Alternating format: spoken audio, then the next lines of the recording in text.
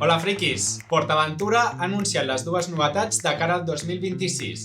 I abans que m'ho preguntis, no són muntanyes russes, però això no significa que no siguin interessants. Aquestes novetats són Makumanu Jungle, d'Adventure Trek, una nova aventura per PortAventura Park, i Coral Bay, una gran ampliació per Caribe Aquatic Park. En aquest vídeo t'explicaré què són, què en podem esperar i, sobretot, la meva opinió. Així que no esperem més i comencem! Makumanu Jungle es construirà a la zona de Polinèsia, on antigament s'hi representava a l'espectacle d'Aves del Paraíso, que segurament molts de vosaltres hagueu vist. Per això manté el nom originari del teatre, Makumanu, en un petit homenatge que el parc fa. I en què consistirà l'atracció? Doncs no serà cap atracció mecànica, serà un Adventure Trail. Un recorregut d'aventura a peu on creues passarel·les, ponts i altres reptes en el que et vas enfrontant durant el camí. I com podria ser aquest Adventure Trail? Doncs per sort hi ha altres parcs que ja han apostat per aquest tipus d'oferta.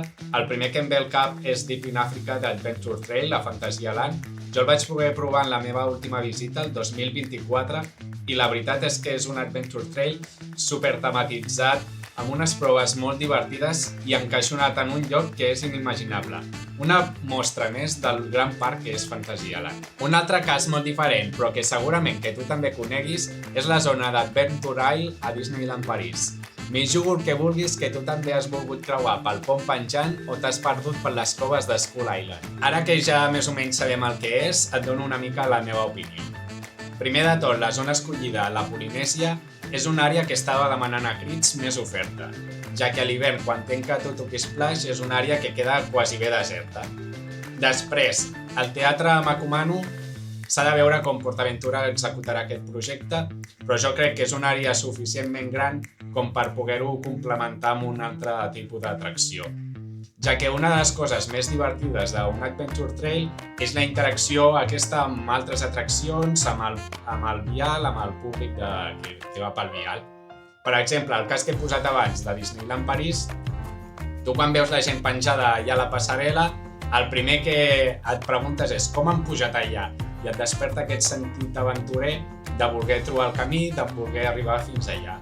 O, per exemple, a Deep in Africa a Fantasyland, la interacció és amb una muntanya russa que passa a escassos metres. Si l'atracció s'executa íntegrament dintre aquesta zona del teatre Makumanu, doncs no tindríem aquesta interacció amb altres atraccions o amb el vial. Tot i amb això, fa poc vaig escoltar que hi havia la possibilitat de que s'obrís un camí entre la zona del Far West i Polinèsia, aleshores resoldríem aquest problema de la interacció. Jo, tot i amb això, no sóc gaire partidari d'obrir nous camins si no passa el que ha passat a la zona de la Xina Baixa. Per altra banda, és un tipus d'oferta que no necessita quasi ni de gestió, gestiona bastant sola. Com a molt hi haurà un operari a la porta que controli una mica el flux.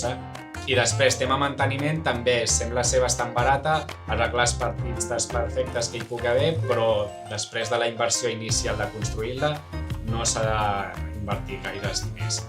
Veient els últims problemes que ha tingut i que té PortAventura en la gestió de les cues i les operatives, no em sembla gens casualitat que s'hagi escollit aquest tipus d'atracció.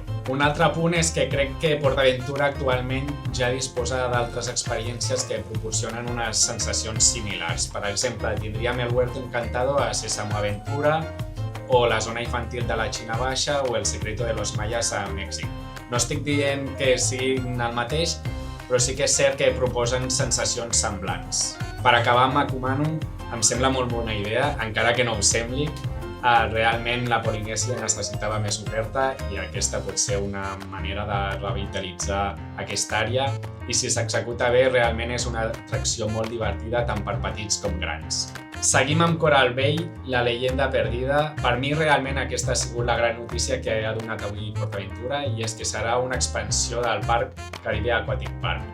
Això serà segurament que agafi una zona del que és actualment pàrquing i és que aquest parc necessitava urgentment una ampliació. En què consistirà aquesta nova zona? Doncs aquí a la nota de premsa diu que tindrà una Water Coaster Family única a Europa. Ja tenim dos a Waterworld Lloret, després jo també he provat a Krakatau o a Volcano Bay. La veritat és que les watercoasters són molt divertides.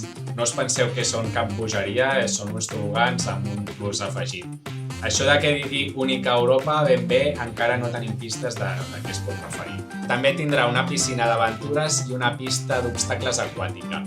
Aquesta informació ja es va mig filtrar a l'última llapa i la pista aquesta d'obstacles vindria a ser un adventure trail però dintre una piscina.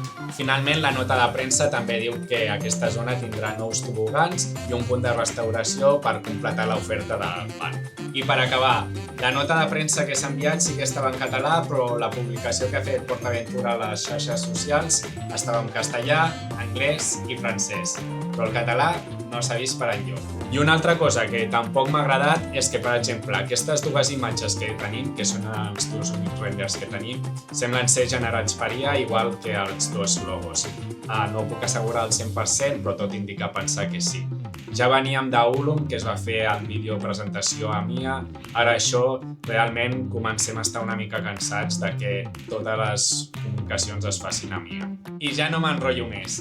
Si t'ha agradat el vídeo, fes-me un like, deixa'm als comentaris què t'han semblat aquestes novetats i subscriu-te al canal per estar al dia de tot. Ens veiem en els parcs!